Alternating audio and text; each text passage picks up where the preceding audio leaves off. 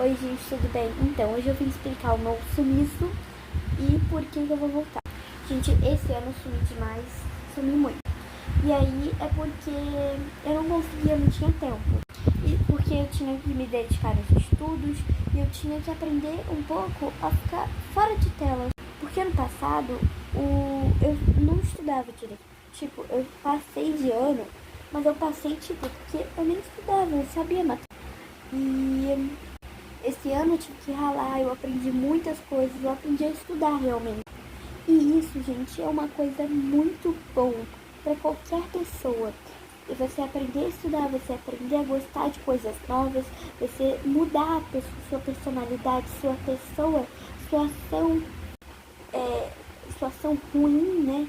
Você muda e vai para uma ação boa. Esse ano eu conheci pessoas novas, tive novas experiências, estudei mais, descobri muitas coisas. E isso é uma coisa muito boa, gente, que eu acho que todo mundo deveria fazer. Se você já é adulto, e você trabalha, você não tem muito tempo, cara, pega, sei lá, sua hora de almoço, em vez de você ficar mexendo no celular, vendo Reels, vendo TikTok, vendo, enfim, diversas outras coisas, por que você não tenta ler um livro? Tipo, cada dia você lê um capítulo, cada dia você lê algumas, sei lá, 5 páginas, 10 páginas.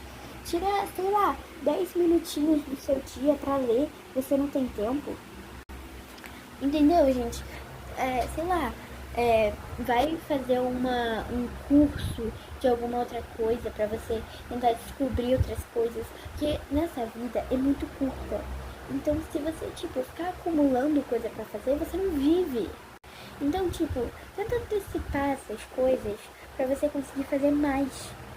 Tem um dia, obviamente, que você não vai conseguir porque você deve estar exausto, que tal. Ok, não tem problema. Mas, sei lá, acha um gênero de livro que você goste. Acha algum curso que você goste. Descubra novas coisas. Eu fui fazer isso. Esse ano eu descobri que eu gosto de livros e filmes de romance. Esse ano aprendi a estudar, aprendi a fazer novas coisas, enfim, eu acho que todo mundo deveria também. E esse foi o motivo. Eu fugi um pouco das telas e fui um pouco pra vida real. Então, ok, gente, mas eu vou voltar gravando, ano que vem tem mais, e eu espero que vocês continuem assistindo os vídeos. Beijo!